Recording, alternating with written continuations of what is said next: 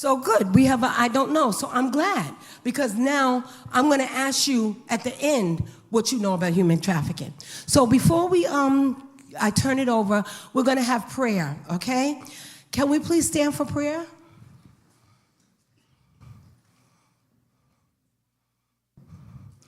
Bow your heads. Our Father and our God, we thank you so much for the Sabbath. We thank you so much for your word. We thank you so much for your blessings. We thank you for all that you have done. Lord, we just want to honor and praise you and give glory to you. And Lord, we ask you to be with us as the women of Lebanon put on this program, that we can educate our young people and our parents and our community on human trafficking, the dangers, and how we can keep each other safe. In Jesus' name, amen.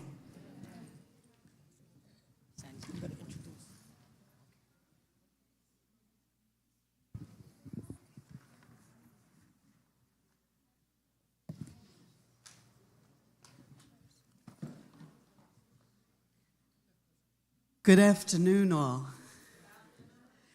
I know that you're still super excited and revved up from this morning. Continue that excitement, because what you're about to hear, the younger ones and the older ones, if you've never really delved into what it is human trafficking, then you're at the right place at the right time.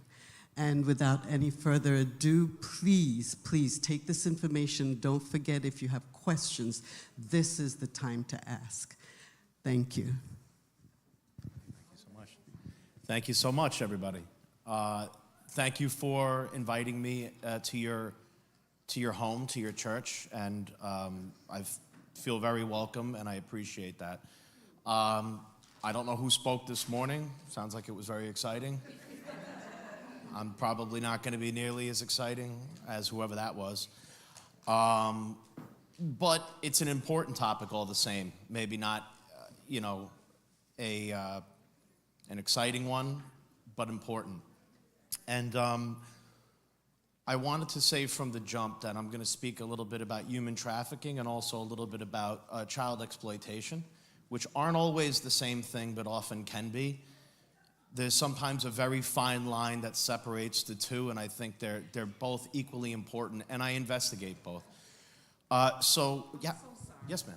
I don't mean to be rude. Yes. But we did not introduce our guests. Oh, I was going to. That's quite. So sorry. I was going to introduce myself. Okay, because yeah. we are a loving people, Yes, and ma'am. we want to make sure you feel welcome. Oh, I do. I feel very welcome, Okay. and I appreciate that. So we forgot to introduce our guests.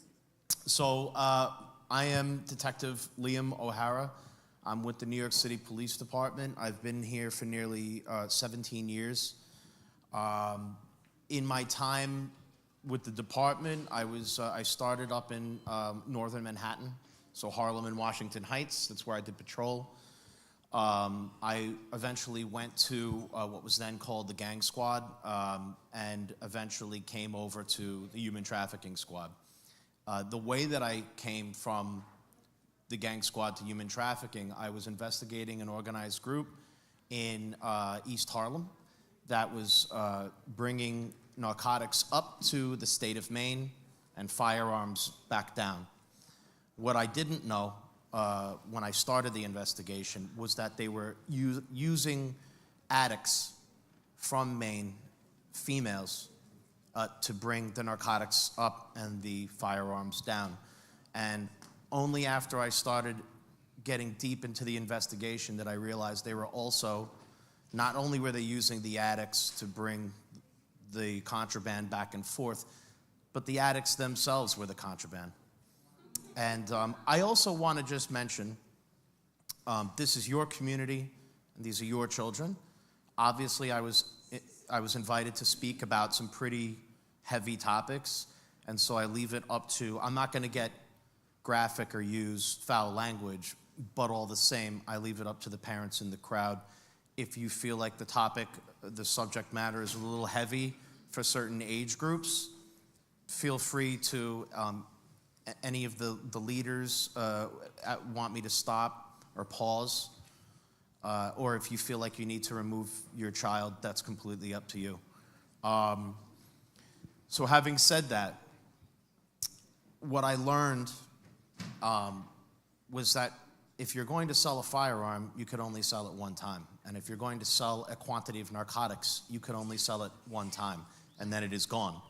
A human being you can sell over and over again as long as they're alive.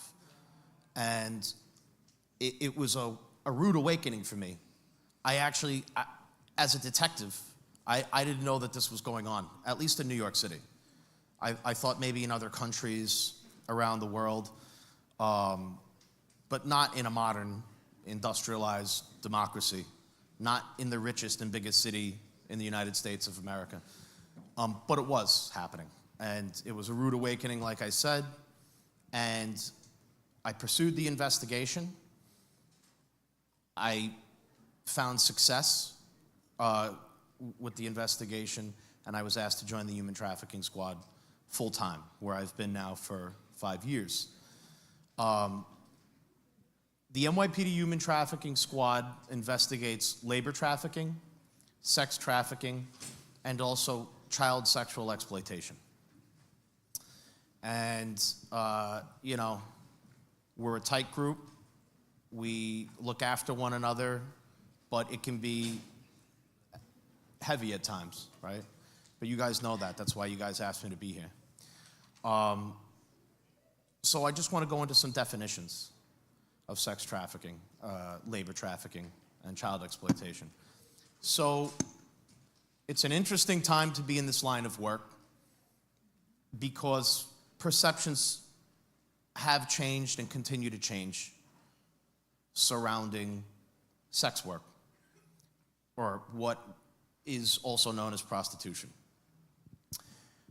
To give you an example, I was conducting an investigation, I believe it was either last year or earlier this year, and I found that one of the victims or survivors, these are the terms that we use in this line of work, one of the victims was my age, so I'm 38 years old. And I saw that she had a long history of narcotics abuse and also engaging in sex work. And I saw that in 1999, when she and I were 13 years old, she was arrested by the NYPD for loitering for the purposes of prostitution. That's not even a law in the books anymore. But it used to mean that if you were in an area, almost always female, by the way, women or girls, if you were in an area that was known to be frequented by sex workers and those looking to purchase sex, and if the police felt like you were dressed a certain kind of way, you could be locked up. She was a 13-year-old girl, same age as I was in 1999. And if that is your initial or one of your initial contacts with the criminal justice system, it's all downhill from there. She was a child standing on the street. Was she engaging in sex work or not? I don't know. It's a long time before I got on the job. Well, 9 years before I got on the job. But she was arrested. No one asked her for help, rather if she needed help. And she was put into the criminal justice system.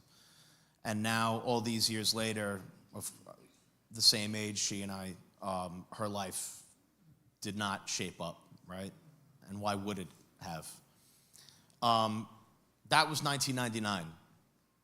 Thankfully, that's not the way that it's done anymore. And that's not how we look at things. First of all, that law, like I said, no longer exists. And what we do is, my team specifically, is we are, well, one, investigating and intervening in these kinds of situations, but also we're educating other law enforcement officials, agencies, even district attorneys who aren't aware of how we conduct ourselves these days.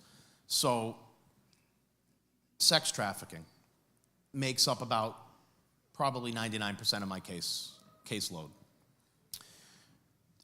You took one of my bits before, where I ask, what do you think sex trafficking is, right? Because I like to gauge where my audience is at. Like I said, I speak to other cops, I speak to rookies, I speak to seasoned detectives. So the knowledge levels can, vary, but I'll tell you what, you could have a detective with 20 years on the job, more than me, and they don't know what it is. So show of hands, does anyone here know what sex trafficking is? You were brave earlier and answered. I got that. Does anybody want to venture a guess or tell me what they think it is? What it could be? Yes, ma'am.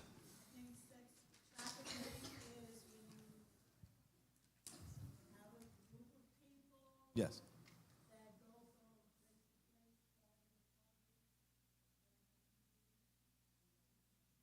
P. Diddy. That was my colleague did that case. My colleague Phil. Yeah. So group of people, place to place, parties, that kind of thing. Obviously, yes, that's correct. That could be. We know Diddy, that's what he was doing. Yes, ma'am.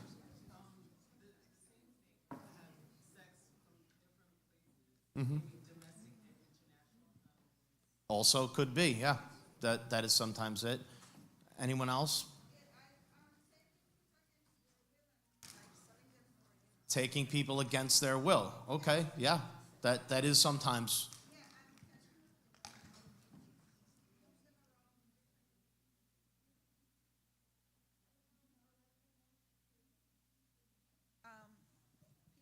Yes, that could be. Yes. So taking people against their will, moving them around from place to place, selling them. Yes, sir. It's also different age groups, and it's not always just females. Correct. Not always female. Correct.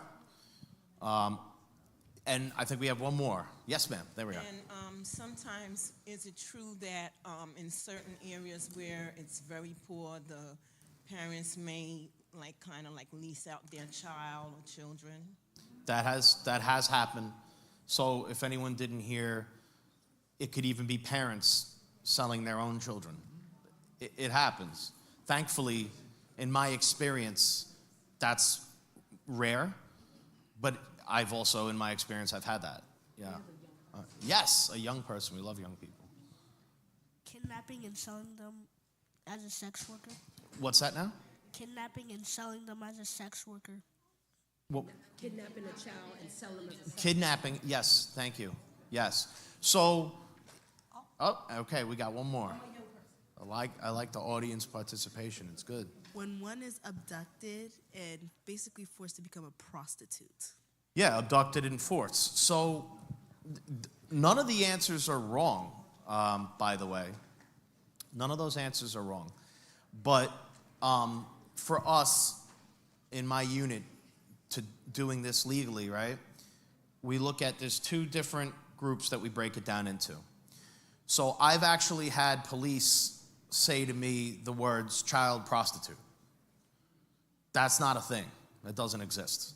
You, just like a child or a minor cannot have consensual sexual relationships with adults, so too can a minor not consent to be a sex worker. Since 2018, that's brand new. That's a brand new law on the books here in New York State.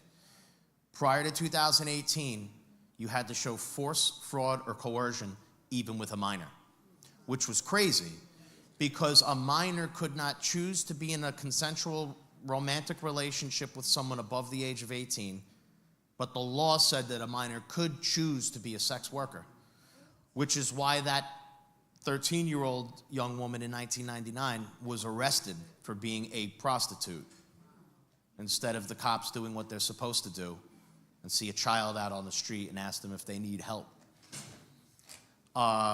2018, that law changed. So to break it down into two easy-to-remember categories, under 18, if you are in sex work, you are a sex trafficking victim. You are not a sex worker. 18 and up, and now this is controversial, but this is just the law here in New York. I had nothing to do with writing it or passing the law. And I'm not going to say whether or not I agree with it, because it's not my job to agree with it. It's my job to enforce the law as it exists. So in New York State at the moment, sex work for adults is decriminalized. So if you are 18 and above, you can choose to do sex work. What that means for my unit, my colleagues and I, if you are 18 and above and you're engaged in sex work, we are just there to make sure that you are not doing it because of force, fraud, or coercion. So I'm not going to say how I feel about it one way or another, because it's not my job or my place. I will say that one practical outcome from that is that sex workers don't fear us, because they know that we're not there to arrest them. And so we drive the areas here in the city, of which there are a few, where sex work is done, and they get to know us, and they know that we're not there to incarcerate them, and we're not there to keep them from making money if that's what they're doing. We have, in the trunk of our cars, we have female hygienic products, deodorant, toothbrushes, toothpastes, clean socks and underwear. We stop by, we talk to the women. It's the tracks, as we call them. That's how they're known as. The tracks in the city, there are a few of them. They know us on the tracks. They know that we're not there to mess with them or to keep them from doing what it is they're doing. So we're just out there to make sure that they're not being forced and that they're safe. They're not being harmed in any way. It can help, right? Because they know that we're not there to incarcerate them or to bully them around, and we're only just there to ask if they're safe and if they're healthy. And in turn, they let us know if there are children out there, which helps, right? So force, fraud, or coercion. Force speaks for itself. You have sex traffickers, otherwise known as pimps, that will beat a sex worker, or a trafficking victim rather. They'll beat them, use threats of beatings or physical force. They might have a gun. That's force. Fraud can mean, so for example, the Diddy case. If you sleep with me, you sleep with my friends who are big in the music industry, we'll get you. You'll be a dancer in our next video. Or you got a great voice, I'm gonna introduce you to the right people and get you an album, right? And that was never on the cards. That was never gonna happen. I'll get you a job. A lot of migrants now, right? You do this and I'll help you get your paperwork. Yeah, I'll help you get your papers, right? That's fraud. Coercion, it's a little trickier. Coercion would mean, for example, you have an addict. You're going to do this, you're going to do sex work for me, or you're not going to get the narcotic that you need to keep from getting sick. That's coercion, right? I'm not forcing you to do it, but I'm using this to coerce you. Another situation with migrants or the undocumented. You're going to do sex work for me, or I'll turn you over to ICE. I'll turn you over to the police. That kind of a situation, right? So under 18, anyone involved in sex work. Yes, ma'am. Can you talk to the parents and some of the young people with the coercion? Coercion, yes. Right. What they do with young people, sometimes like if they have taken a picture of them doing something wrong or something, and they use that get them to go into, yes. If you could tell them, and then signs that they may look for Absolutely. when they see their children changing. Okay, yeah. So this is a topic that I was going to touch on. It's a part of what we speak about, but I'll do it now. No, of course. So, what was your name again? Delmar just brought up a great point. And so I want to preface it by saying, earlier I mentioned that I was going to talk about child sexual exploitation in addition to sex trafficking. Really the only difference sometimes is if money is being made off of it. So child sexual exploitation, exactly what it sounds like, right? Pedophiles. I investigate that as well. If a pedophile's making money off of what he's doing to a child, that's trafficking. That's the only difference. For us, I don't care, you're going to jail. You know, money or no money, you're going to jail. But under the coercion umbrella, right? Delmar asked, what about pictures of a kid doing something wrong, otherwise known as blackmail, right?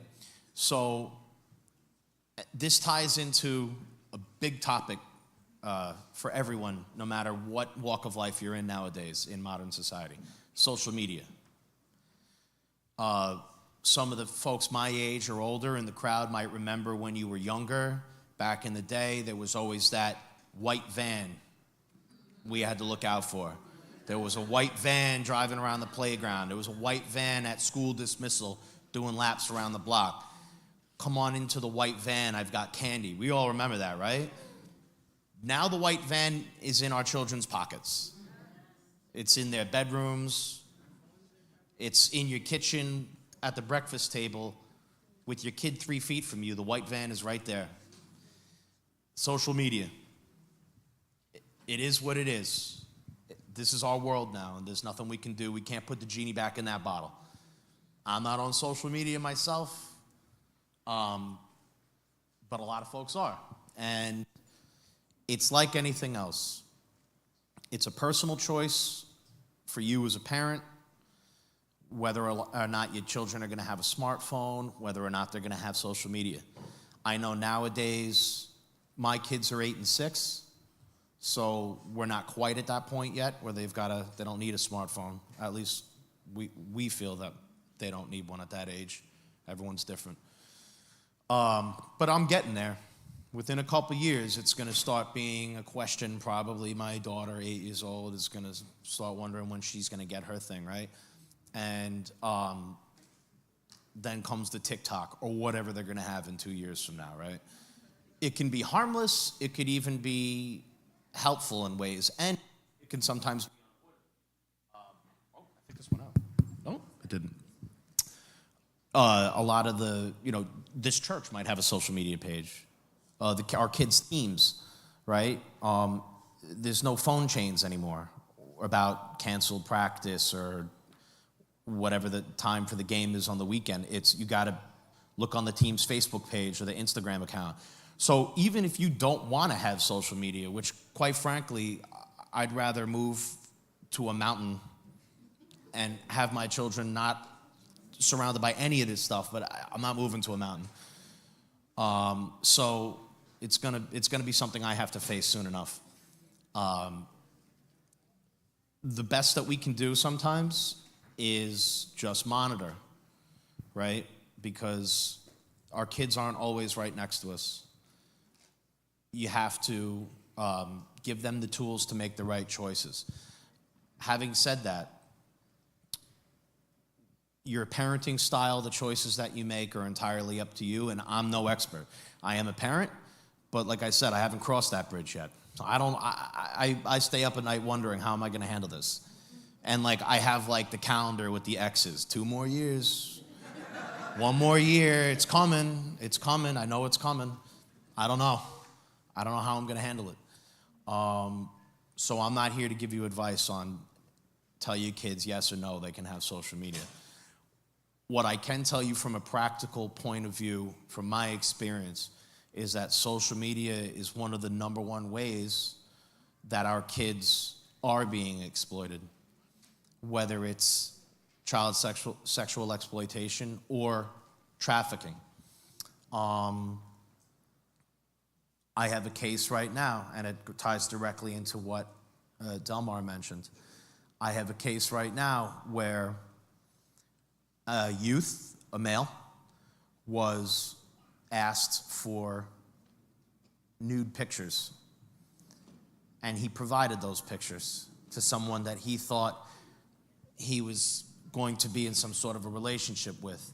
And that person then immediately turned around and said, I will send these to everybody on your friend list and send it to your school, which you so helpfully told me you went to in your profile, unless you do X, Y, and Z.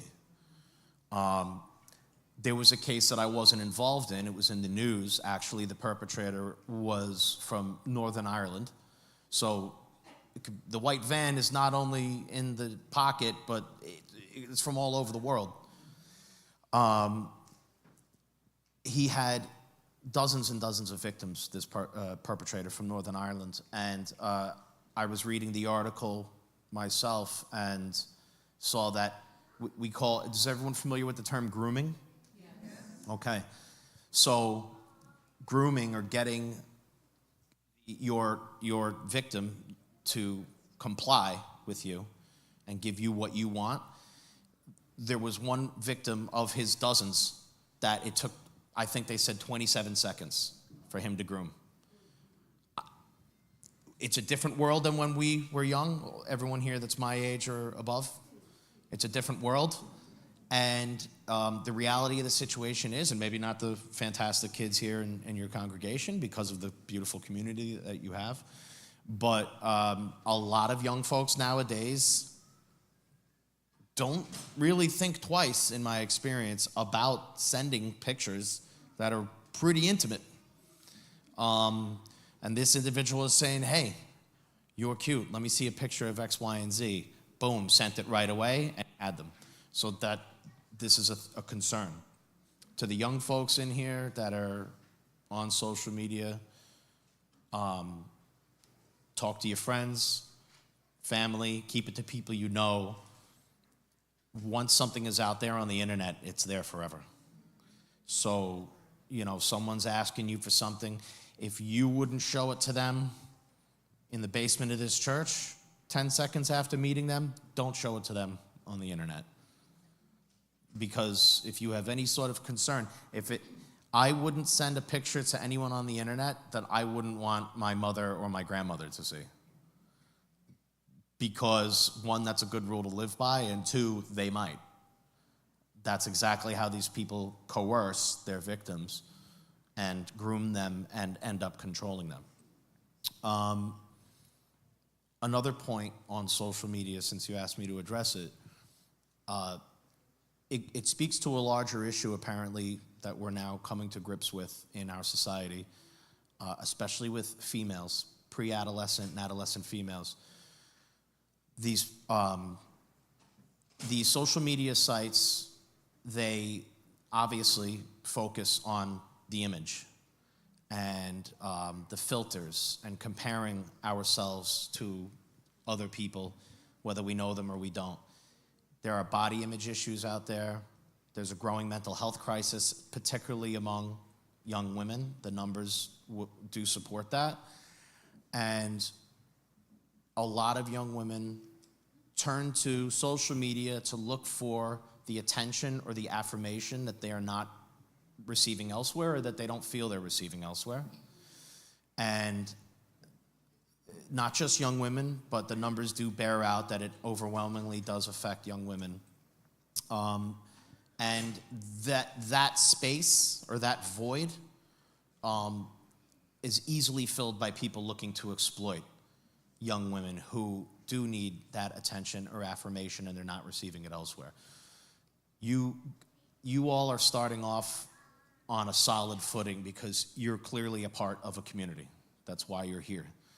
And I would find strength in that and utilize that to look out for one another and for the younger members of your flock, because it's when young folks feel unseen and unheard or unloved, this is what we're seeing.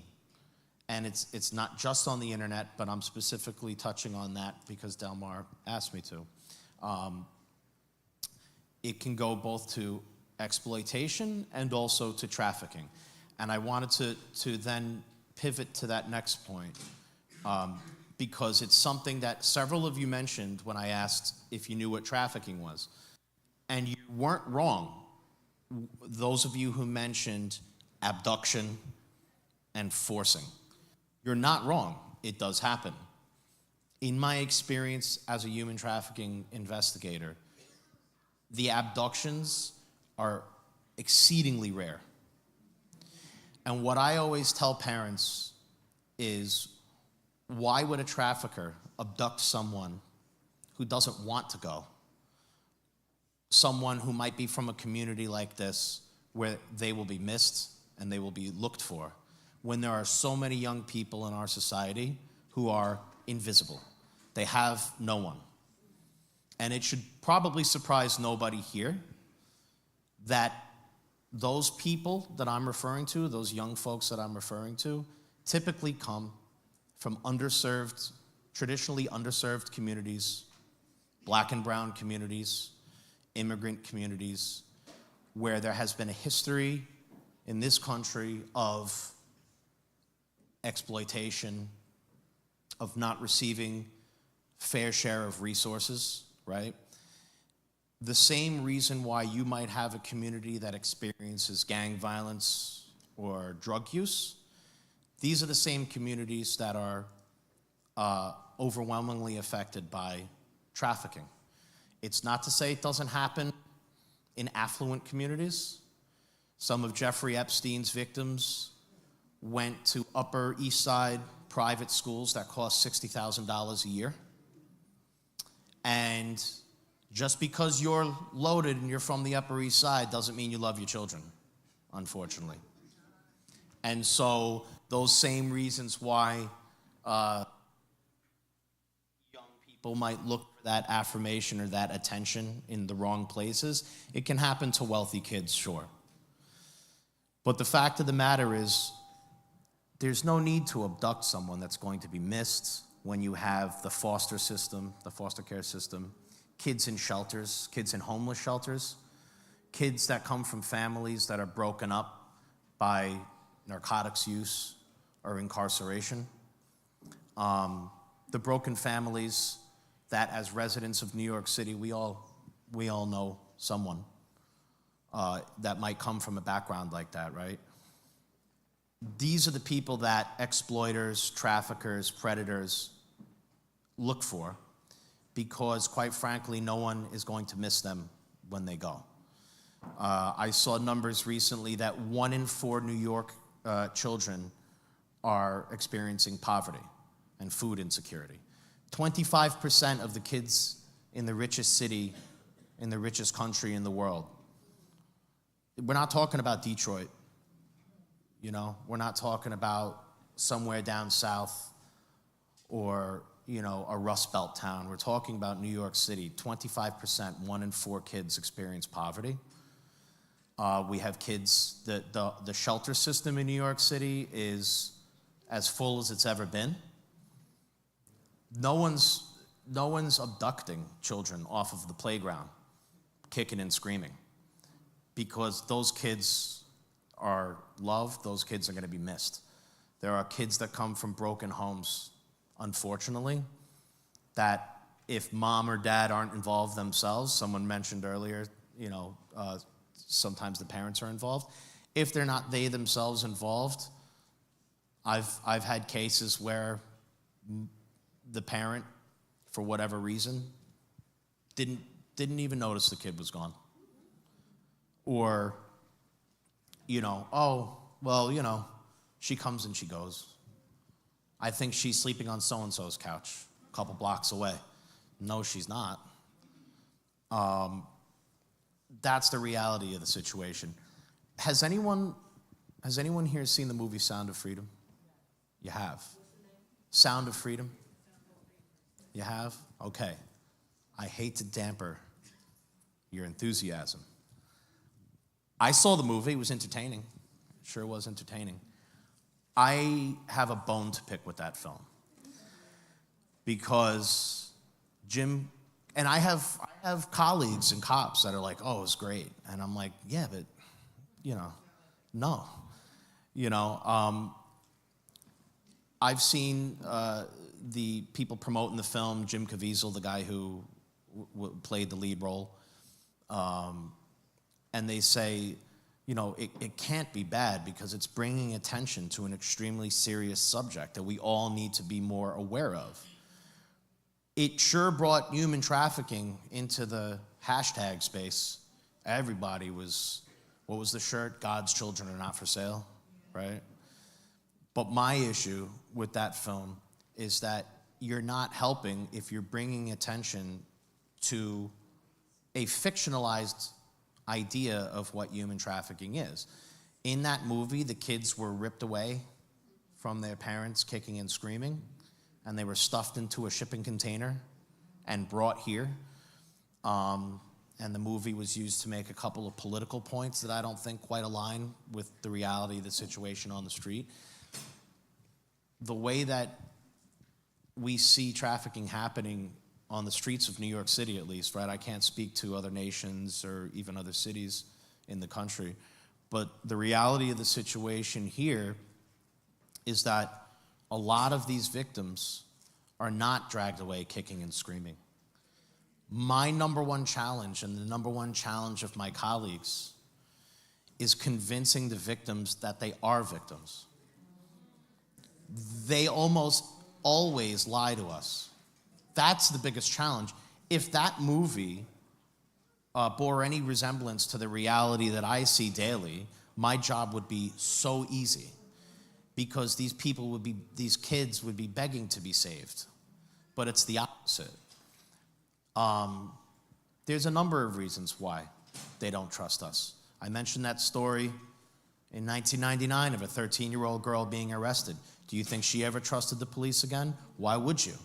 I was out on the street. Do you think a 13-year-old girl goes and stands on the corner in East New York because she wants to, or she came up with it all by herself? Of course not. The cops drove by and they decided to put a child in handcuffs. She's never going to trust the police again. The elephant in the room is that there is a long history of the police, at best, being negligent in the communities where they were needed the most, and at worst, for lack of a better term, maybe being predatory, right? And when you're starting off on that footing, we're seeing these kids, I don't mean to overgeneralize, but right, the point that I was trying to make earlier, most of these kids are coming from homes that are broken by poverty, narcotics addiction, incarceration, right?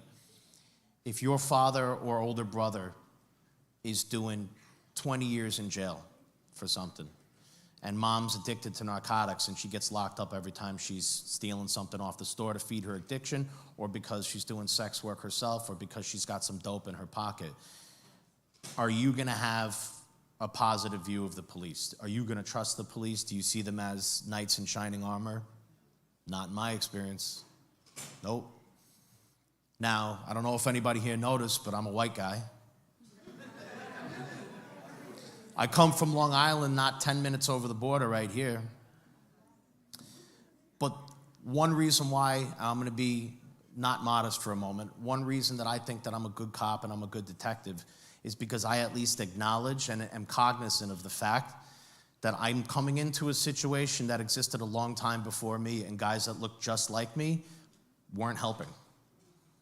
And so when I come into the situation and I'm not trusted at best, or I'm getting hostile reactions, which is a very regular occurrence, I know why. It was there a long time before me. All I can do is try to be an agent of the change that I'd like to see. All I can do is try to be an actual servant of the people, try to be what should have been the entire time. So are my colleagues. So having said that, that was my little advertisement. Having said that, we do these operations. I don't like how they're called, but we do these operations called rescues. We have undercovers. We have a case where we have a minor that's out there being trafficked. We're trying to get her off the street. You can't just drive up to her and tell her, open the door and say, come on in. We're here to save you. No, you're the cops. I know what you've done in my community. I know what you've done to my family. I'm not getting in the door. I'm not getting in the car. I don't need your help. So we do these rescue operations where we set these minors up with our undercovers who pose as sex buyers. And once they make the agreement, Money for Sex Act, and it's over the wire, we come in and then we introduce ourselves. Hey, we're here to help. And we try to convince them. Sometimes they allow us to help them and sometimes they don't. All we can do is try. But that's our number one challenge, and that's why I'm not a fan of Sound of Freedom. Because if that movie were what I'm seeing every day, we would open that door and the kids would be chained to the radiator and we would uncuff them and they would leap into our arms and call us their guardian angels. And then we'd all ride off into the sunset. We'd pat ourselves on the back for being literal superheroes and then go get a beer. That's not how it works. It's a lot more complicated than that. It's a lot more complex than that. And I actually had a victim. None of the kids are paying attention. That's good. I had a victim tell me one time, you know, at least he is feeding me and doesn't beat me. I've been getting sexually abused by my own family my entire life. But at least I have food in my stomach now. So how are you going to make it better for me, right? You're going to send me back where I came from? I was receiving beatings, no food, no doctor. Mom didn't care if I went to school. Dad wasn't around. At least this guy tells me he loves me. Sure, every now and again I get a beating, but it comes with the territory, right? I don't get to keep the money, but at least he gets me new sneakers every now and again. We smoke some weed. This is better than what I had. That's where I'm coming in. This is what I have to deal with. This is what me and my colleagues are trying to convince them there's another way, there's a better way. We can help. And that's one of the biggest components of my job. The actual putting on the vest and taking the ram through the door, like the Action Jackson cop stuff. We do that. We're all tactically trained and we hit our own doors. We do the investigation from start to finish, and at the end, we actually, if there's a door to be kicked, it is us doing the kicking. But that's such a small fraction of my job. What I'm doing now is a much bigger component. Reaching out, talking to people in the communities where they live, talking to the kids, and also working with various charity groups, NGOs, non-governmental organizations, nonprofits. We have to meet these victims or survivors where they're at. We kick in that door, and we say, we're here to help you, and I get a response like the one that I mentioned earlier. You're not sending me back from where I came from, so what are you going to do for me? So what is the alternatives? You have more than one to rescue them. Thank you. Good question. And I know the law has changed to provide services, Yes. but most of the people Yes. So I mentioned the non-governmental organizations, the nonprofits, the charities, right? We work hand in hand with them. We ask, we don't tell what these folks need. We ask them, what do you need? I need housing. I need a job. I need employment. I need mental health care or medical health care. We get them these things. I had a sex trafficking survivor who had a cyst or something in her stomach, apparently the size of like a grapefruit. She came from Ocean Hill. I don't know if anyone's familiar with it, Brownsville area. She came from a tough block, not a good home life. We got her into a program, and we got her, I actually drove her and her social worker to Jacoby for the surgery. I would like to think that at the very least, right? I got her away from that guy, and I got that thing out of her stomach. It wouldn't have happened otherwise, right? And I saw your question, I will get to you, ma'am. But just to finish up, it's not a perfect system, by far. all of us, no matter what we do, pastor, teacher, nurse, I'm sure you're all represented here in some way, shape, or form, right? Social workers, you know it's not a perfect system. My brother's a middle school teacher in Canarsie. You know, he's got kids in his class that speak Ukrainian, Arabic. It's insane. It's crazy. He has a tougher job than I do. We're all doing the best we can in an imperfect system. And we have what we, using gallows humors, refer to as repeat customers. Because at the end of the day, you can lead a horse to water. I cannot force someone. It's the same with addiction. I cannot force somebody to get clean. I can't force somebody to get out of the life. And unfortunately, there are a lot of laws and rules now with these homes for young folks who have nowhere else to go. They cannot physically keep them there, right? Because that's like incarceration. We will meet them where they're at, ask them what they need, and hook them up with that to try to meet their needs. We will get them into a safe facility or to a home, whatever the case may be. And then they'll open the window and they'll jump out at night. Back on the street they go, and we do it again and again and again. We have a 15-year-old girl. She's a migrant from Venezuela right now. ACS has had to fly down to Florida twice in the last 3 weeks. It was actually in the paper the other day. And every time they bring her back, and me and my partner are in the airport like this, and the look on her face is like, you again. And we keep telling her, I mean, I don't know what it's costing the taxpayer, but we keep telling her, every time you go to Florida, we will find you, they'll come and get you, and me and Detective De Leon are going to be right here waiting, however many times you want. It's frustrating. It's not a perfect system. We can't force them to want a better life. Sometimes we get through and sometimes we don't. That's the best that we can do at the moment. It's just try and try again. We don't judge.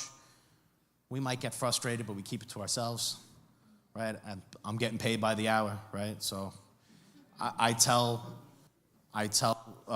victims or survivors, my first ever victim, one of these girls from Maine, she would call me constantly, always from a different number. I'm ready to get clean. And I told her, I'll pick you up now, when and where. And she would always say, but this was years ago. And I said, it doesn't expire. As long as I'm on the job, you got 3 more years, as long as I'm on the job, I'm here. Unfortunately, they found her a year ago this month, overdosed and dead. Not blocks from where I got her out of the situation in 2017. And I spoke to her mom back home in Maine and told her, I'm sorry, you know, I tried. I told her it never expires. I'm always here. You can call me up once a week and say, I want to get clean, and I will bring you there. It didn't work with her. Sometimes I have success stories, and sometimes the reality. I'll get to you in a moment, ma'am. I saw a question. Did you want that? Oh, I know Brookdale. Brownsville for years, and I see Yes, ma'am. many stories of this. But my question to you is why more is not being done in such a community, for example, Brownsville, where, for example, a session like this to enlighten the situation to the community. Why? Why? More is not being done to do it right. I mean, so the question was, why is more not being done by the community or in the community? Do you mean by like the powers that be, the city, or do you, okay. Fantastic question. Oh, we have an answer. Yes. No, I was going to say it's really not your particular place to make those kind of decisions. The powers that be, the charities that exist, the churches that exist, it is our responsibility to share the information with others in that way. The powers that be have to find it necessary to make early intervention for it to work. Yeah. Not to lay it all at the feet of the community, right? Because the community has its own challenges and concerns. Why is there not more investment from the city? Why are there not more resources in the schools and in the communities? I see it as a detective. My brother sees it as a teacher in Canarsie. We're all treading water, barely keeping our heads above. the resources are not there. There's no money. Or there is money, but it's not going to those communities. That's above my pay grade, but I see it. Oh, I see it. We need 3 times as many of me as we have, and then that's just, we can't arrest our way out of this situation. I tell people all the time, I'm a fireman. The building's burning and I come and put it out, but why is the neighborhood burning? That, that's not me. No, I mean, we do know, right? That's a different conversation. We need to vote in a certain kind of way to see some changes in these communities that for generations have not been receiving the attention and the investment that they deserve. But I'm just a detective. I drove my 11-year-old Honda Civic here today and had to find legal parking down the block.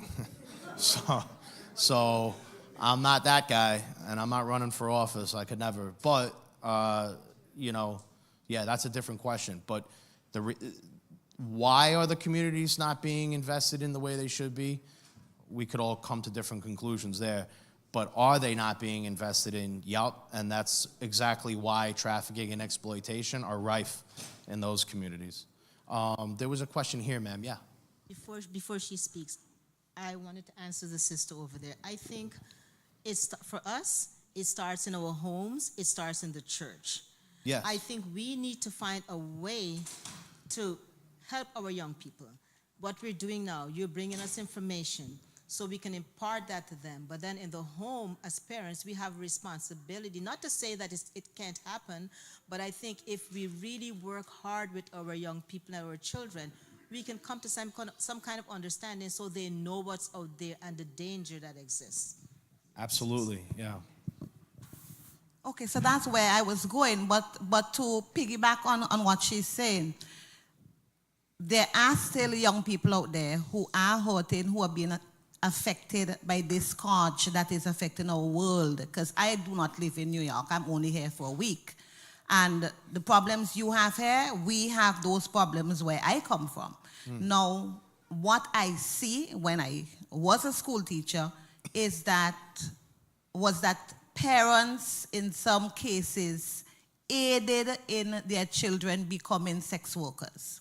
Now, how can we, as a society, and I'm talking here because there's only one race, it's just human race, how can we, as a people, help to educate parents? For example, we have parents who, well, you cited some instances where the husband may be incarcerated, the mother might be on drugs, but how do we as a community, and not just the police, I think the church has a responsibility. How do we assist parents, mothers, to get themselves clean so that they can be of help to their children? Yeah, that's a great question. I'm sure everyone heard because she had a mic. So you guys are obviously already doing it, right? You're here as a community, and you asked me to be here today to just kind of bring some awareness to your community. So, like, that's half the battle right there. How do we get our neighbors, let's say like the example you provided, who's addicted to narcotics perhaps, clean? I mean, that's a tough question. I've had family members that were addicted to opioids. I wasn't able to get them help, so I'm no expert. It's tough. And, they say it takes a village, but also, we all got our own homes to keep in order, right? It's a hard enough job being a parent as it is, and now I got kids down the hall or down the block because their mom. Look, I can't tell you how to get your neighbor off of drugs or keep them out of jail so that they are doing their job with their own children. But just as a community, I could say like a very concrete answer is that I'm doing a case right now where mom and dad are both home, and mom's great, but she's working like 3 jobs. And her daughter has a learning disability, so she's in school, but she's got a learning disability and she's got a problem with boundaries. And so she went and had a sleepover at her friend's apartment, and a couple of young men, but men, showed up. Now, she's an adolescent, but a couple men showed up asking for her. I guess she invited them over, not realizing, again, with the learning disability, like, you're at a sleepover at your friend's house. You can't invite a 25-year-old man to come hang out with you. But what did mom do? The mother of the friend called us. And we have a hotline. So I don't have my usual stuff today. I could tell you that you could just Google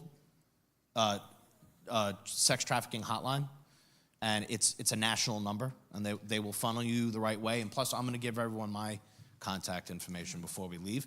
But that's just a very concrete way to, she saw that there was a problem, and she just made the call. It's cliche at this point, but that advertising campaign from years ago, we always remember, if you see something, say something.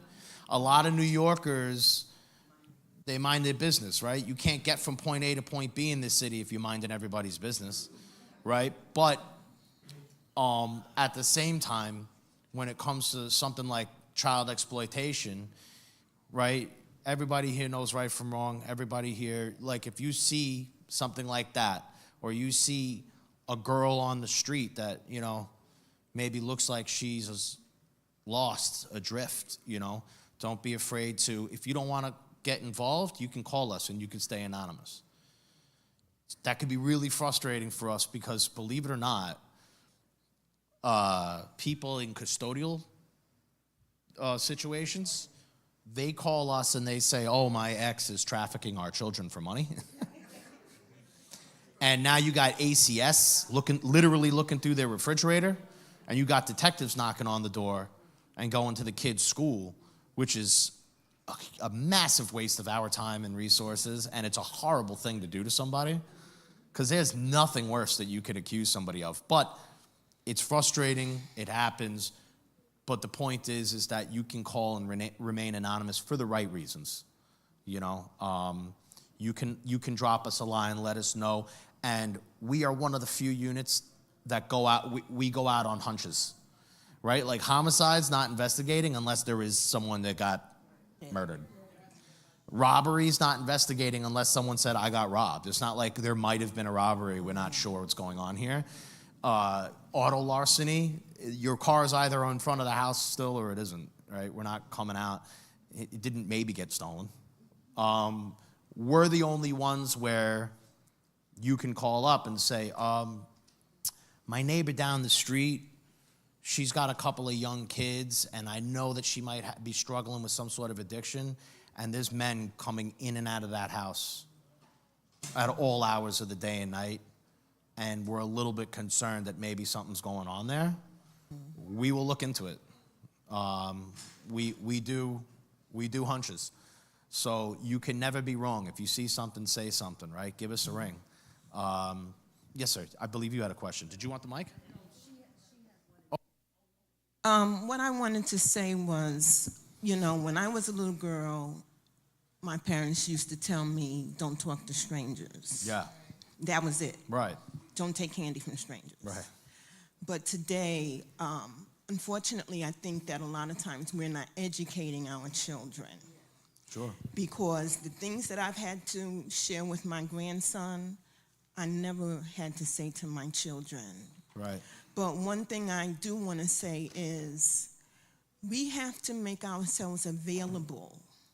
When Jesus went out, when Jesus was doing all the works that he was doing, he never was like chilling and then somebody came up to him. He was always on his way doing Proactive. something. Yeah. And Jairus came up to him about his daughter and the people that had their friend go through the ceiling. He was always doing something. Yes. So we have to allow ourselves to be interrupted in order to help our children. Yes, that's a great point. And look, you're all members of a congregation. You understand what ministry is, right? It's the same concept, like she mentioned, to go out, follow that example of Jesus, and look for situations where you may be needed. That's absolutely one way to do it. I also wanted to say, and this is an important point, I had a case recently where it wasn't trafficking, it was child exploitation up in East Harlem. It was a football coach. And it might not always be the white van guy. It might not always be somebody lurking in the shadows or down a dark alleyway, right? Unfortunately, we now know it can be adults in positions of authority or power. And so even it could be in your church. So I was born and raised Roman Catholic. We all know how that turned out. So, we just had a situation in Suffolk County where there was 2 men arrested for running a sex operation. Now, I don't know if they managed to get trafficking out of it or just prostitution, because they were adult women. One was a Suffolk County cop, and the other was a Suffolk County public school teacher. It happens. Cops, priests, pastors and coaches, Boy Scout leaders. The advice that I would give is just what I do in my own home. I always reaffirm with my children, what's appropriate contact and conversation with adults. Monitor, somebody mentioned it before, you gotta be, we're all busy, we all have jobs, we all have concerns about the world around us, but we have to also remember that sometimes our young people might not know how to vocalize something or broach a topic that they feel shame about. We just have to be present in our children's lives and our young people's lives. Let them know that we're here, that we're not judging them. They are who they are, and that's one of the first things that I tell the kids, that both my kids and also the kids that I'm working with, is no matter what you tell me, you've done nothing wrong. There's nothing in the world that you can tell me where I will make you feel shame, where I'll be angry. And actually, this is actually the first time, now that I'm saying it out loud, that I'm realizing I tell my own children the exact same thing I tell the kids that I'm working with.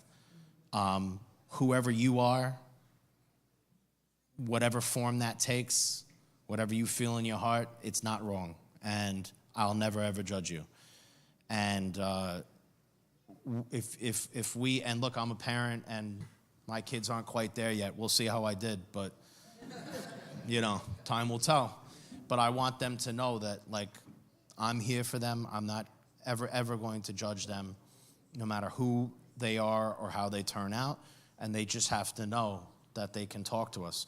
And just monitor your kids, both for things that are less tangible. Your children. Are they withdrawn? Are they different? Do they not quite find joy in the things that they once did? Were they once a part of the ministry here or in a choir, and now they're no longer interested, and there's no discussion as to why? They used to like this kind of music, and now they don't want to hear anything.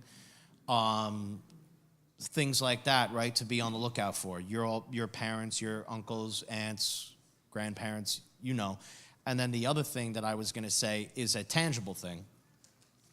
I had a case, we received it because foster mom was out shopping with her 13-year-old foster daughter, and she saw that she had Beats headphones and sneakers that she didn't buy them. And she said, "Where did you get these?" And she said, "Oh, a friend." And she said, "You're 13 years old. Where did your friend get $500 for all this stuff?" And she started a dialogue with her kid, and it turns out her friend was a 40-something-year-old man. Yep. And the other thing that I wanted to mention is, so we talked about abduction, we've talked about kidnapping, right? This child, he sent an Uber to her middle school every day, and the kid, foster mom thought that she was involved in extracurricular activities after school.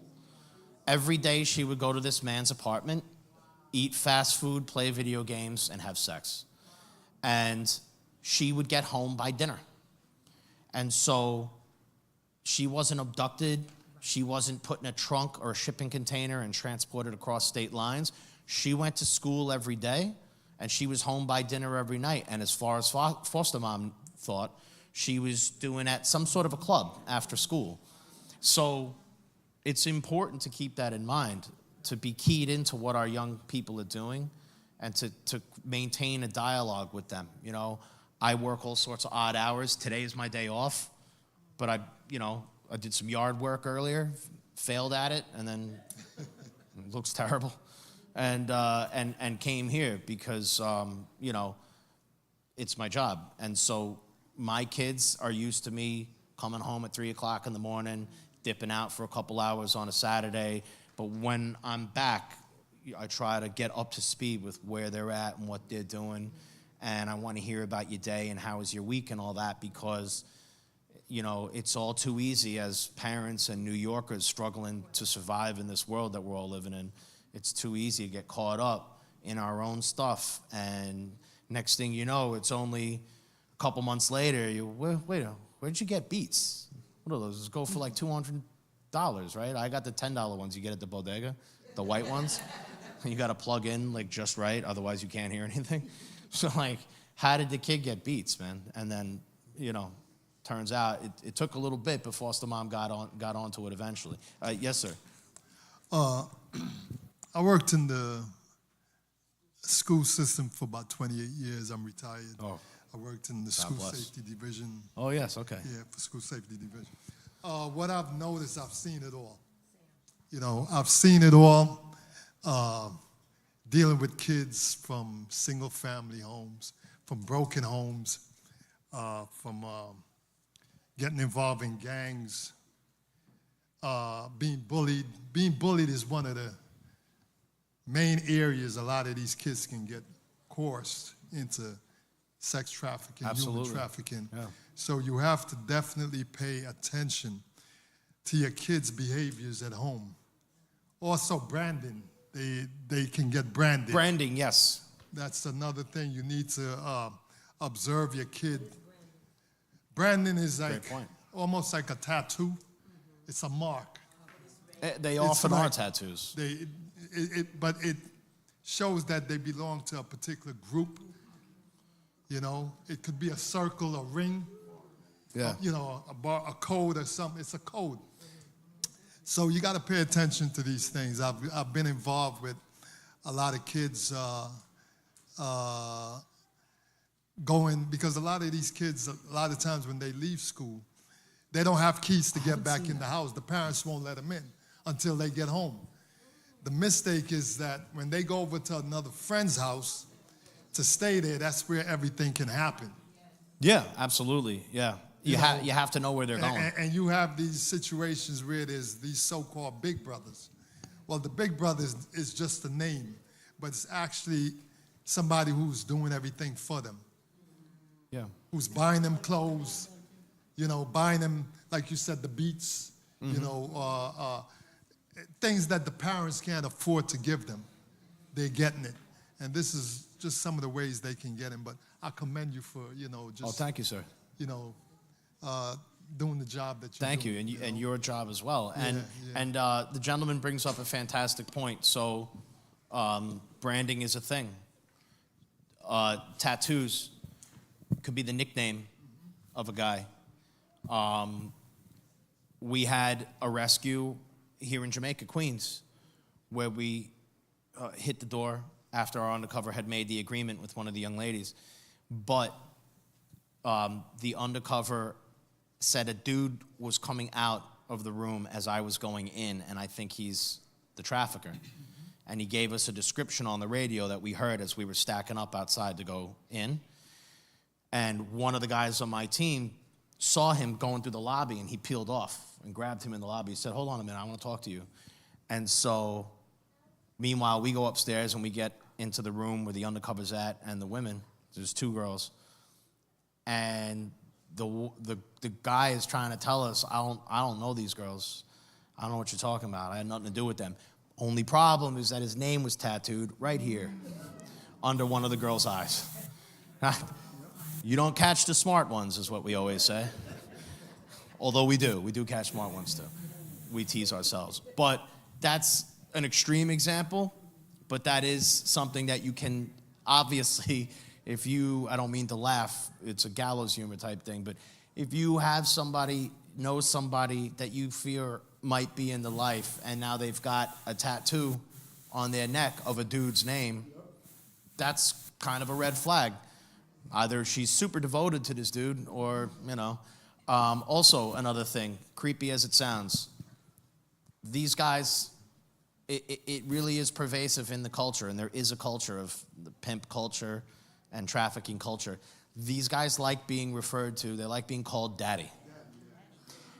And the thing is, these girls are brainwashed, right, for lack of a clinical term, we're all lay people here. A lot of these girls are brainwashed, right? And they can't turn it off. So we'll have a girl trying to tell us that she's not being trafficked and that's not her pimp. That's just daddy.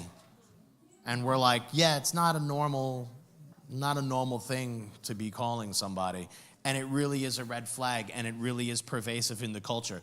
So like, you think it might be from television or maybe just like the really, really hardcore ones. Nah, I mean, it really is like culture-wide in this pimping culture, for lack of a better way to put it. Daddy is the word. And so, yeah, you see that, that's weird. That's a red flag to keep an eye on. Yes, ma'am. One of the things I want to say to us, our church, we sometimes shelter our children, and they become easy targets. You have to talk to them. You have to make sure they kind of know what's going on. And because they leave your home, they go to school, they may take the subway, they may take the bus. We don't want them, especially gullible and naive. There was a movie out recently, I can't remember the name of it, but it was based on a true story about this young girl who left to go to college. And she was not coming from any of the homes that the detective spoke about. She was coming from a well-to-do family. Mother was a doctor, the father was a lawyer. She went away to college, and she was at a party, met a guy, and from that point on, her world went into a spin. She thought she was dating the guy was selling drugs. She wound up, I can't remember the name of the movie, but it was based on a true story that happened in the 80s. Anyway, the girl almost wound up doing 80 years in jail. He died. She didn't kill him. He died. And when what happened was, when the feds were trying to get her to flip on him, she would not, because she was in love with him. But she was just there, someone that was naive, that was at home, and the parents kind of sheltered her. And what wound up happening was, she wound up going to jail. I say that to say, our young people, you have to talk to them. I know we're busy, we have lives, but we are a community, we are a village. We take care of each other. If you get a community, if you're busy, make sure they're with someone else that you trust, that you've already investigated, and they're there to help you, and y'all work it out together. Because there's too much happening, and our children, just because they're not living in Brownsville and they're not living in Harlem, that doesn't mean that they're not in harm's way. Oh, of course. Yeah. No. So please make sure you talk with your children, you spend time with them, turn off the television, turn off the video games, and spend quality time. Yeah, that's a great point. And I want to make it clear, I'm not saying that trafficking victims have to come from broken houses or from Brownsville. And of course, there's lots of good families and strong families and people of character, from any community, Brownsville, what have you. I merely earlier was saying that anecdotally, in my experience, you got a lot, areas that, for lack of a better way to put it, are high crime. It's typically there because it's for the same reasons, right? Young men are not kidnapped, and I was in the gang squad. They're not kidnapped and forced into gangs. They go there for the same reason I find that young women or young folks are often turning to trafficking situations, because it's like a surrogate family, and it's a sense of belonging and affirmation that they're not getting elsewhere. And so I think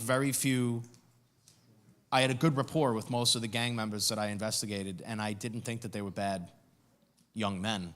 It's just they made bad choices because they weren't equipped and they didn't come from the background and didn't have the resources. And for any various reasons, that's the path that they chose. But I had a good rapport with them because I didn't judge them.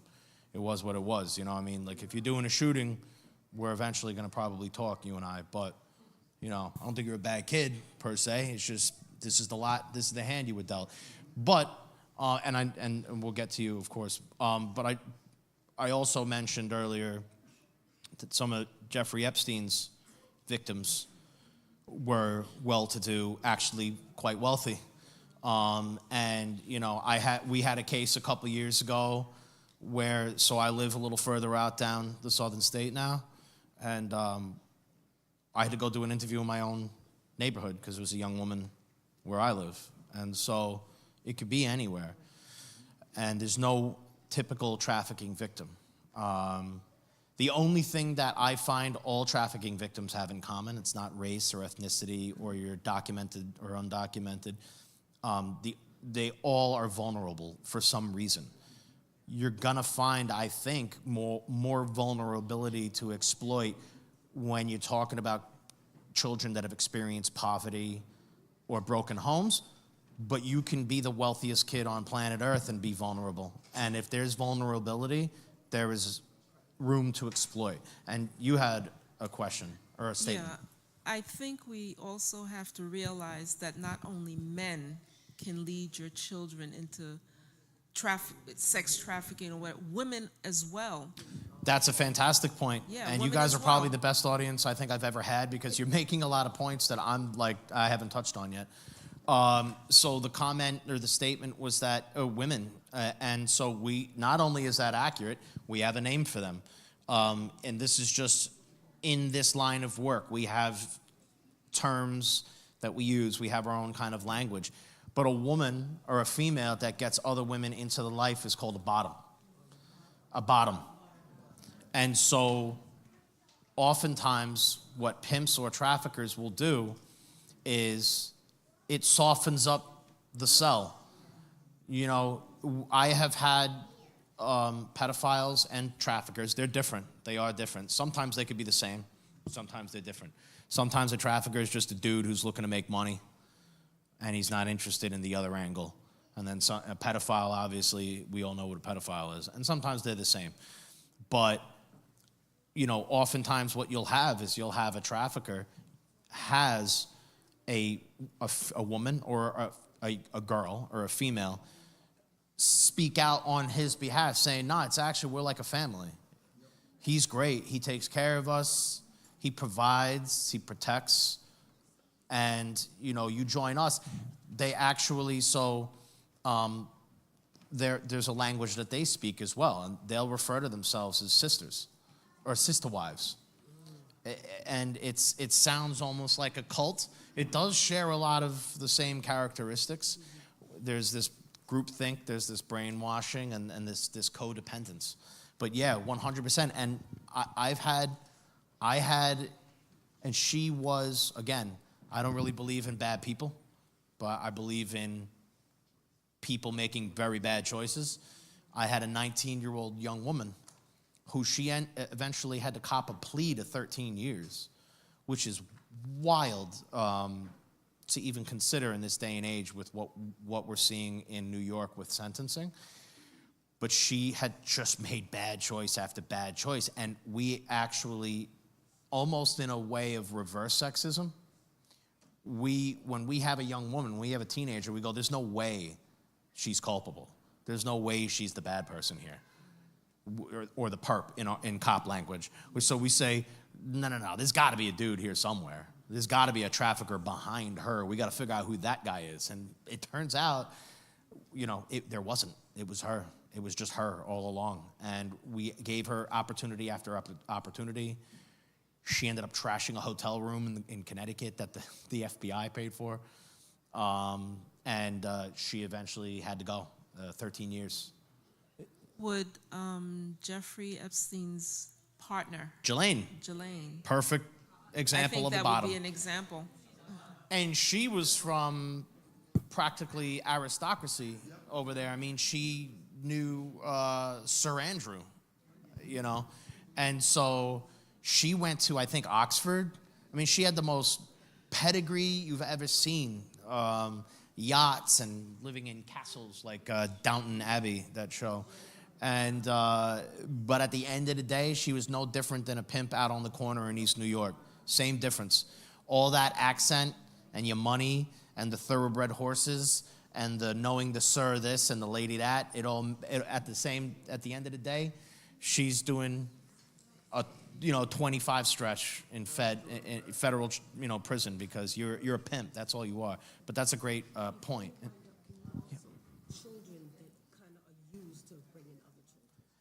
Yes, and I just saw a hand, and I wanted to give the. Yeah. Oh, there's multiple. Yes. So I just want to say that I've been in some positions, and speaking with my sister, who's a superintendent or whatever at one of the teenage schools. We think that the perpetrators are always men, sometimes women, but sometimes, like you just said, it could be their friends. The young ladies, the kids may leave home wearing one outfit, get to school, they're changing outfits, they're going shopping for the things that their parents cannot buy them. And it's like they have their own educational skill how to get money, how to fool this old dude that's like, he got some money, he'll give us some money. Yes. She's heard so many stories, and I'm sitting there like, oh my God. Like, I would never let my kids out of the house, which my mom never wanted to do. But the other thing with the cell phones, I see that the cell phones are the babysitters, the new babysitters now. Yes. So you don't know what they're looking at. You may glance over every once in a while. I think it's a little cartoon or something. As soon as you look away, they are back so fast because they're like ultra literate. And it's like, oh my God, it's like you don't know where to go. Even with hearing the 3 kids that were killed because the mother tried to get help. And everywhere she went, she couldn't get any help. They found the kid because he was dying. She had to rush him to the hospital, but there was 3 other kids dying in the apartment. Yeah, I'm not familiar with that. I just want to touch on that, and then you've been waiting very patiently, and I appreciate that. But that goes into what we were saying about how it's not only men, it's not always men. I will say, like anecdotally, it usually is men. It usually is men.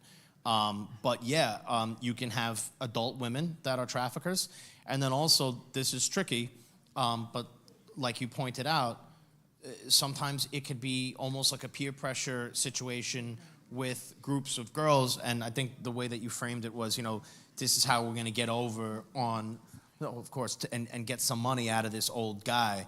And so we get involved in those situations because, we'll get notified by a school administrator or a parent or somebody, and we go out and we determine there's technically no criminality there. If it's a group of minors, a couple of young female minors or whomever, doesn't have to be female, are engaging in this kind of behavior. I just had a young woman who, it turns out she was doing sex work entirely of her own volition. And she said, I like the money and attention's like my drug. And what am I going to do, arrest her for trafficking herself? Not an important thing that the police are starting to realize is that you can't arrest your way out of every situation, and that's sometimes not what the situation calls for. And I got her, she's receiving therapy now to try to get her out of this self-destructive loop. There's no bad guy. There doesn't always have to be, but we're still there to help. And yes, ma'am, you had... I just wanted to say that not all of these perpetrators are skills. They're not all skills. Because some years ago there was California producers that was coming to New York periodically and going into poor neighborhoods and taking boys to McDonald's, just buying them some burgers and sleeping with them. Oh yeah, absolutely. So, so I think the point that you're trying to make is sometimes you can be of a certain appearance that outwardly is wholesome, right, or successful. That's 100% true. I had a case. It was all over the news a couple of years ago because it was, and I'm going to put it in blunt terms, right? Because we're here to talk about the truth. He was a white guy, his own company. He got with our undercover, who was wearing glasses that actually were a camera. And he said to our undercover, this white dude, he said to our undercover, the thing is you got to go for ghetto rats. Because the thing about ghetto rats is they got no food in the fridge at home. You get them a little bit of McDonald's and some weed, you could do whatever you want. And as that was, we were over the moon about it because he said it directly into the camera. And Letitia James, I did that case with the New York Attorney General, and she loved that. She loved that statement. A disgusting statement and an absolutely abhorrent human being who's now in jail. But yeah, 100%.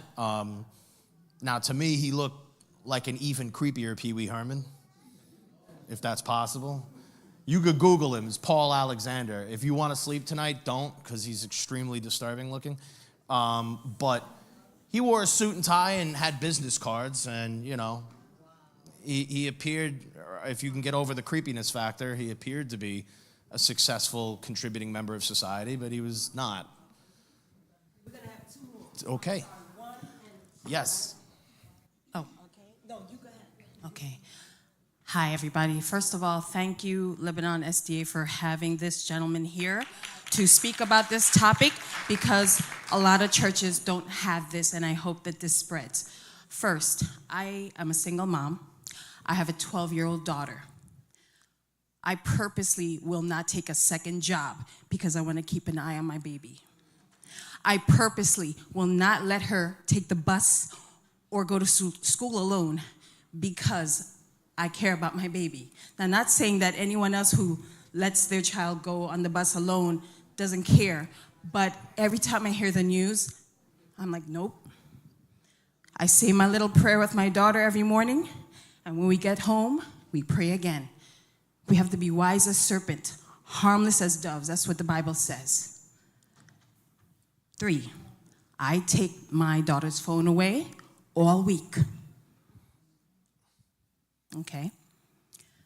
And I give it to her on the weekend. And I check that phone, I make sure I know that password, and that's it. I have a great relationship with her father. We have a great co-parenting relationship, and that's how you do it. I have to be there watching, making sure she's okay, checking in with her. She checks in with me. If not, I check in with her. And that's it. That's how we all protect our children. I'm sorry? Oh, yes. Oh, yes. And I'm not saying it's easy, but it's rewarding, and I do it, and that's it. So, again, thank you so much. I got to get your information. Thank you, and to all the other moms doing a great job. Thank you so much.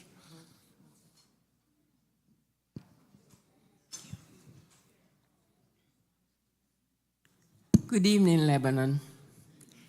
My name is Beverly Knight, and I am so, so delighted to be here because my 2 ministries that pretty much came to life at my knees are being presented here at Lebanon tonight, and that's EndItNow and GEMS. And I hurried away from Ebenezer thinking this was a GEMS program. And the question is, where are the GEMS? They're here. We have them. Okay. They're up front. Okay. We have them. Very good. Okay. Because what I want to say is we can't teach our children anymore that the stork brought them home.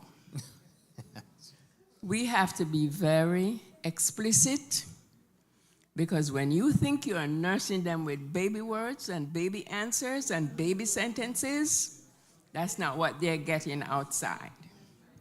It's about time for us to bring our children close to us from they're in the womb, not when trouble comes. And you talk with them and let them know that they are loved and they're cared for. Let them know they can speak with you, and you will keep their backs, and what they say to you is confidential. Yeah. It's very important. Parents have a way, especially mothers, I'm sorry, ladies, they will repeat to somebody else, oh, she said this and she said that. But children will not confide in you when you do that. So please remember to let your children have confidence in you. Let them know that when they say something to you, be it negative or positive, first of all, you have to educate yourself, which is what you're doing here today. You're educating yourself, because if you don't have the education, you can't pass it on to them. That's okay? right. So thank you for doing this, and I am just so delighted.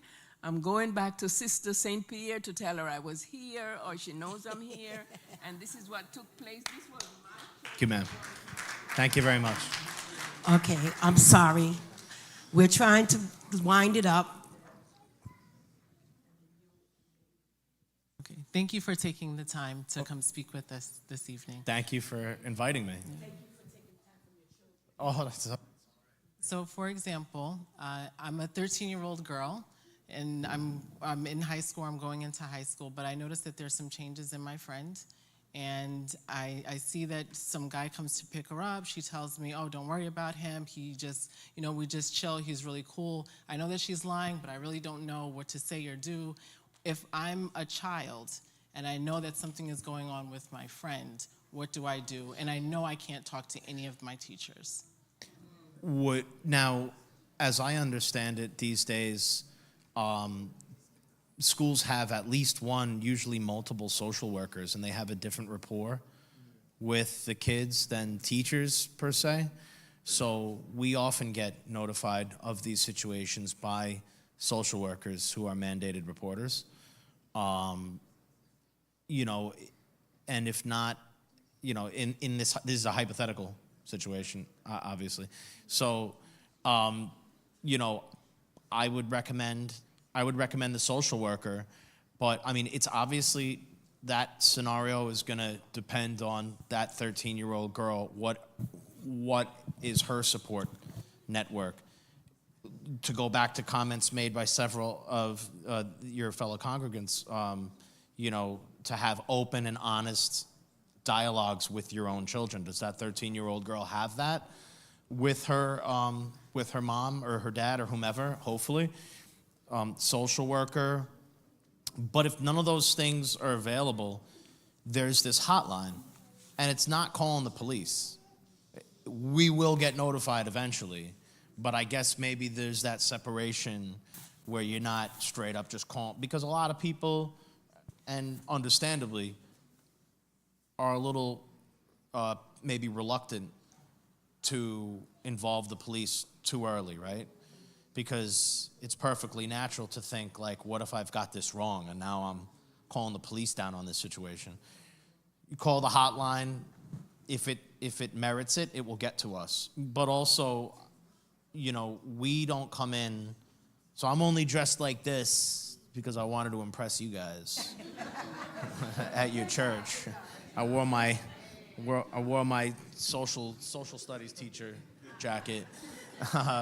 But normally, me and my team, we're just wearing regular clothes.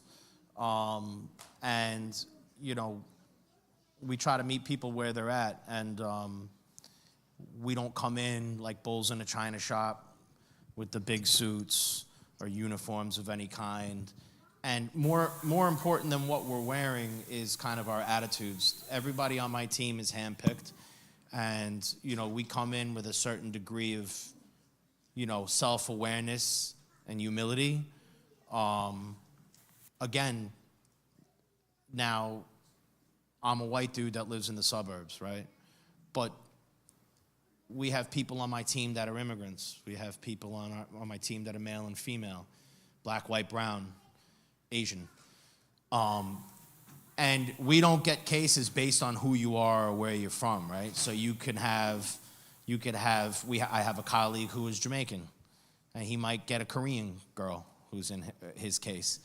And I might have, this was a real thing one time, a Hasidic Jewish kid who identified as gay. And that is not accepted in that community, and he could not have that conversation with his parents, or he felt that he could not, and so he was vulnerable to exploitation. But the point I'm trying to make is I don't have to be a Hasidic Jewish man to go into that situation and find some common ground with that kid. And my Jamaican colleague doesn't have to be from Korea to find some common ground with this person. And, whether it's a migrant from Venezuela or a transgender individual, you know what I mean? Everybody on my team, we are where we're at because, if you just come in with a little empathy and compassion, something that maybe my job has not always had or demonstrated, we're pretty good at finding that common ground, finding that commonality between human beings, and that's the secret sauce. That's our secret sauce, is just humility and compassion and empathy, and it transcends everything else. And so the point that I'm trying to make is that 13-year-old girl, she doesn't have to call me, but if she calls that hotline, she could even stay anonymous. If we get to that situation eventually, we come in and we're trained, and in our experience, we're able to handle the situation with the sensitivity that it needs to be, I hope that answers. That was a long answer.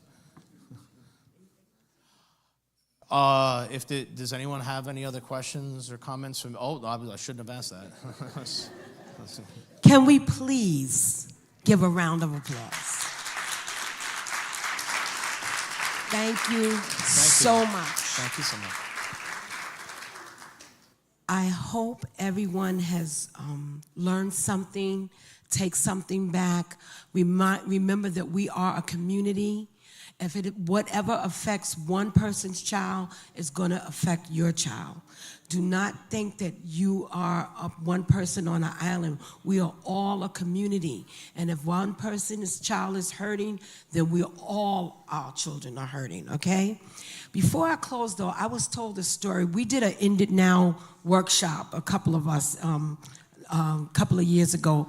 And this was an elementary school. And the person that told the story is sitting here. And he was saying, he told it, there was children during school, they would try to leave and go to a friend's house. And then the next person would try to, and it was a little kid at the school saying, no, if you come, my uncle's gonna give you candy, my uncle's gonna give you this, just come with me. And because the safety officers was on their job and they were paying attention, they were able to find out what the kid was doing, where they were going, and caught the uncle. Now, the uncle had his nephew grooming children, getting them to come to their house, and the kid that was doing it didn't even realize what he was doing. He was just helping out his uncle and getting extra candy and goods. I say that to say that we are living in a time that men wake up to think about evil to do. We are living in those days. And we are praying people, but we also have to be doing people. So we cannot sit back and just think that just because it's not affecting us right now, that we don't have to worry about it, because what affects my brother will eventually affect me. Okay, so I want us to always remember that we have information that we have to give out. We have different workshops. We have everything. Now, this was given by not just the women's ministry, but it was given for the gyms. Give it up for the gyms, ladies. And that's an organization we have for young girls emerging into womanhood. So, and we hope that you guys have learned something. We hope that we have touched on something that you would think about. We just hope that even if you didn't get a lot, that when you are approached, that this day, something you heard here might trigger in you and bring and remind you, oh, a detective was at my church and he said something like that. Nah, I heard about this. We just want that information to be put there. We want to thank the women's ministry for putting this on and bringing it, and we want to thank you so much again for coming out. We really appreciate it. Thank you so much. Thank you so much. And I wanted, if anyone wants to take it down, I apologize for a lack of visual aids today. But I'm going to give you this is my cell phone number. So if you call it, it's not a hotline. Now, you could Google the National Human Trafficking Hotline. You could also Google the National Center for Missing and Exploited Children, NCMEC, we call it. They all provide they provide numbers that you can choose to be anonymous and leave a tip. But I'm going to do you one better and give you just my cell phone number. Wow. It'll be me. So it's 917-428-9757. And does everyone have that? 917-428-9757. And then my email address is just my name. So Liam, Liam, .O'Hara, OHARA, at nypd.org. It's Liam, Liam, .O'Hara, OHARA, at nypd.org. And so I have a team. Hopefully no one's going to be calling me because they know someone or see someone who's being trafficked. But if you do, call me or email me. It might not be me handling the situation, but everybody on my team is as capable, if not more than I am. So we'll handle it, or we'll look into it for you. Thank you so much. Thank you. And once again, thank you for sharing your day off, and tell your family that we said we really appreciate them loaning you to us today. Pastor, would you like to come up and close out for us? Jackie, is there anything else?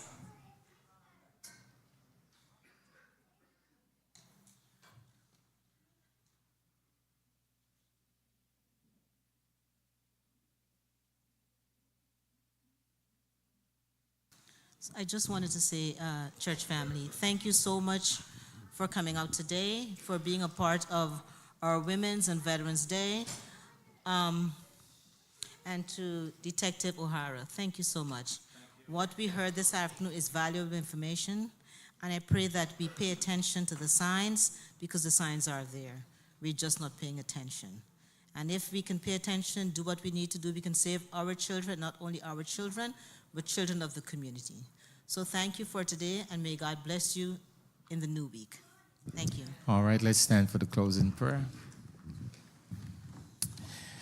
Our Father in heaven, we thank you for a well-spent day, and we thank you for the information that was shared this evening. We pray that as we have listened, that our eyes will be open, that we will be alert as to what is happening around us, and that we will incorporate some of the information that was shared with us into our lives in what we do. And may we be vigilant in our task of being members of our community, of our society, of our home, parents, and for members of our church. Lord, we pray that as we leave this place now, that you'll take us to our destination safely. And may you bless us this week, we pray. In Jesus' name, amen. Have a good evening and a good week, everybody.